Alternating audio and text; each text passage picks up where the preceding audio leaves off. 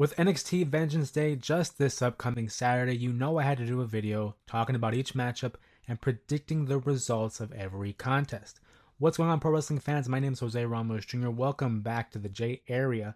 And to begin the festivities of Vengeance Day, we're going to talk about a feud here that has no love lost in between the two competitors. I'm talking about the strap match. Trick Williams, the former NXT champion, will be facing off against Eddy Thorpe in the strap match. This is a feud that's been building up over the course of the last few months, ever since Eddy Thorpe had that appearance, or the lack thereof, in the Iron Survivor matchup, finessing his way into the matchup against Trick Williams and Oba Femi. Now, there is no love lost between the two as they try to climb back to the top of the NXT men's division. Trick Williams, who's been on a little bit of a decline here since losing the NXT Championship to Oba Femi, tries to find his footing back in the men's division, which I think has kind of been lacking for the last couple of months.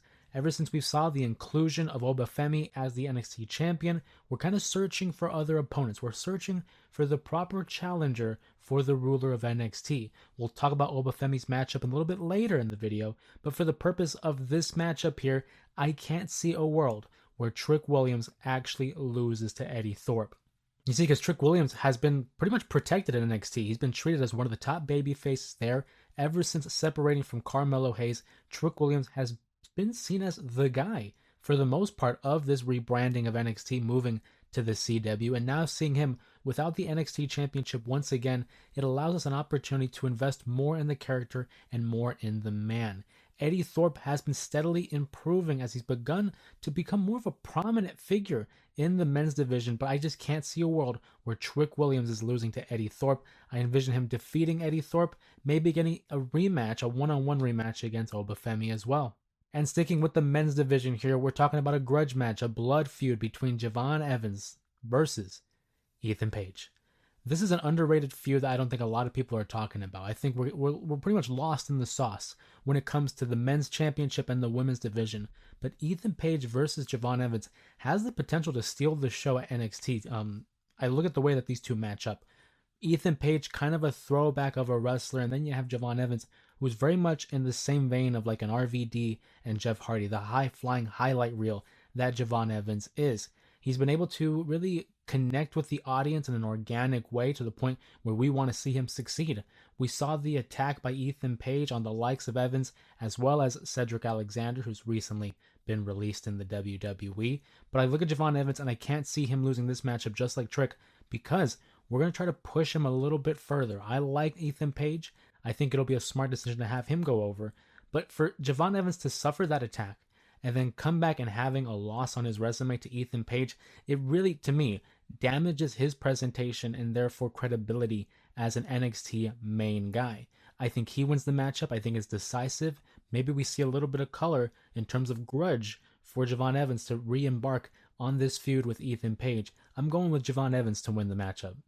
Next up, we have one of the 4 championship matches that will be on the line at NXT Vengeance Day as Inamura and Josh Briggs go ahead and challenge Nathan Frazer and Axiom, the NXT Tag Team Champions, the best tag team in that division. And for me, it's kind of been thrown together as a throwaway matchup, essentially. I look at the NXT Tag Team division, it's nothing really spectacular. We've had some times where a lot of the NXT Tag Team division was loaded top to bottom. But right now we're in a period where we're kind of finding our footing and seeing who is a credible threat to Fraxium. They've been on a roll as the last year and a half, really, as the best tag team in that division, arguably the best tag team in the WWE. I like the idea that we're going to have this underdog story with Briggs and Inamura, but I don't see them winning. I think Fraxium retains the title in what should be an entertaining matchup, but nonetheless, nothing noteworthy, really. I'm picking Fraxium to go over. We're halfway through the card. Those first 3 matches I'm hoping are going to deliver, but these last 3 matches are the heavy hitters. These are the matches that I think a lot of people are going to take away from this show as the show stealers, as the main events that they are. The first matchup of the 3 we're going to be talking about, the North American Championship, the women's North American title, that is, as Fallon Henley looks to defend her title against Stephanie Vaquer. Now, ever since she arrived in NXT, we've seen the presentation of Stephanie to be on an elite level. She, along with Giulia, have been a welcome addition to the NXT women's division. We know they're going to be doing great things with both women in the future of the WWE. We know Giulia won the women's championship, and Stephanie doesn't have a gold to her name. Fallon Henley and the Fatal Influence have done well in their role. They're entertaining, they're improving in the ring, solid heel work, but I think it's time that we move the NXT North American title onto Stephanie Vaquer. Having a two-woman power trip between her and Giulia surely will boost the credibility of those championships, as well as provide the star power that NXT really needs at this moment. Stephanie and Fallon should have a great matchup, but I'm thinking it's going to be a Stephanie Vaquer clinic as she wins her first ever title in the WWE. And as I talk about Stephanie Vaquer, of course I have to talk about her friend Giulia. The NXT Women's Champion will be defending her title in a fatal four-way. This is the matchup that I'm looking forward to the most. Loaded top to bottom. We're talking Giulia, the champion, Bayley, the ongoing legend in the WWE, and then Cora Jade and Roxanne Perez, the future of the company as well. Top to bottom, there's so much talent in this matchup. Initially thought to be a triple threat match, but Cora Jade was just added as a fourth member this past Tuesday on NXT. I think this is going to be match of the night. It's the match I'm looking forward to the most. There's a lot of story to be told here. Bayley as the influencer to Cora Jade and Roxanne Perez, the friendship or the lack thereof between Jade and Perez, and then Giulia having to fight them all off as she's the champion with a 25% chance of winning the matchup. I don't see how this matchup could fail.